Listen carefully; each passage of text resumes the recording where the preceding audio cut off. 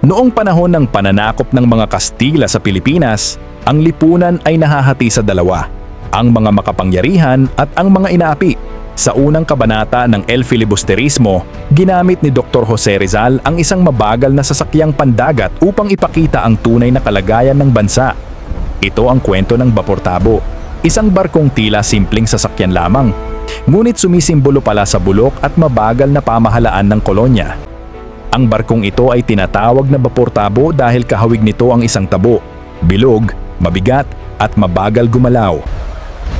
Habang ito'y naglalayag sa Ilog Pasig patungong Laguna, tila ipinapakita rin nito ang mabagal na pag-usad ng Pilipinas sa ilalim ng mga Kastila. Sa ibabaw ng barko naroon ang mga prayle, opisyal at mayayaman. Sa ilalim naman ay siksikan ang mga ordinaryong Pilipino. Mula pa lamang sa ayos ng barko, makikita na agad ang hindi pantay na lipunan. Sa itaas ng kubyerta, komportable ang mga makapangyarihan. Naroon sina Padre Sibila, Padre Salvi, Padre Camora, Don Custodio Benzaib at iba pang opisyal ng pamahalaan.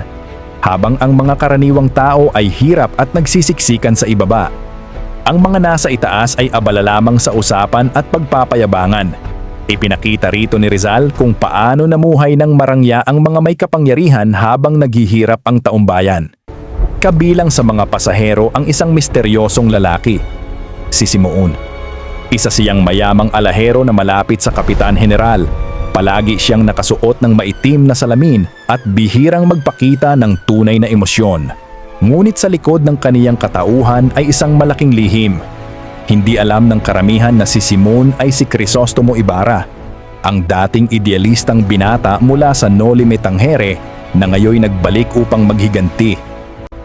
Habang naglalayag ang barko, napunta ang usapan sa problema ng mabagal na paglalakbay sa Ilog Pasig.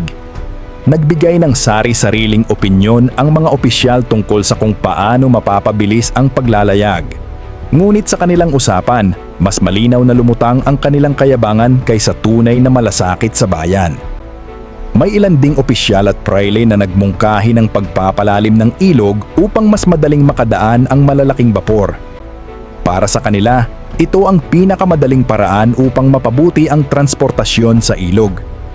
Pagkatapos ay nagsalita si Simon, mas radikal at marahas ang kaniyang mungkahi. Iminungkahi niya ang paggawa ng tuwid na kanal mula sa bunganga ng ilog hanggang Laguna upang mapabilis ang paglalayag at maiwasan ang paikot-ikot na ruta ng Ilog Pasig. Isa itong praktikal at makabagong ideya na nagpapakita ng katalinuhan ni Simoon.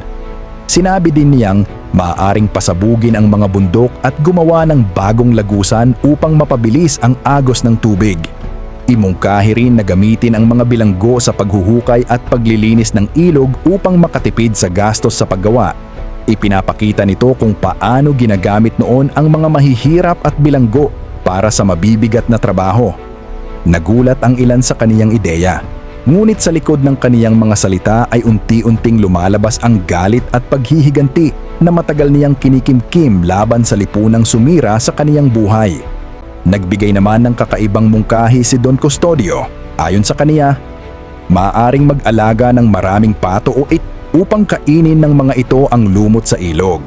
Ang mungkahing ito ay ikinatawa ng ilan at nagpapakita ng kakulangan ng seryosong solusyon mula sa mga opisyal. Habang masarap ang usapan ng mga nasa itaas, ibang realidad naman ang nararanasan ng mga nasa ibaba ng kubyerta. Siksikan, mainit, mabaho, at puno ng ordinaryong Pilipinong walang kapangyarihan. Ito ang malinaw na simbolo ng lipunang kolonyal at ang mayayaman ay komportable habang ang mahihirap ay patuloy na nagdurusa. Ang Bapor Tabo ay hindi lamang isang barko. Ito ay simbolo ng pamahalaang kolonyal noong panahon ng Kastila. Mabagal, magulo, hindi makatarungan. Habang ang barko ay hirap umusad sa ilog, ganoon din ang bansang Pilipinas, nahahadlangan ng katiwalian, pang-aapi, at maling pamumuno. Sa unang kabanata pa lamang ng El Filibusterismo, malinaw nang ipinakita ni Dr. Jose Rizal ang malalim na sugat ng lipunang Pilipino. Sa loob ng isang simpleng barko, makikita ang diskriminasyon, pang-aabuso sa kapangyarihan, at ang mabagal na pag-unlad ng bayan. At sa katauhan ni Simon, nagsisimula ng mabuo ang isang mapanganib na paghihiganti na magpapayanig sa buong nobela.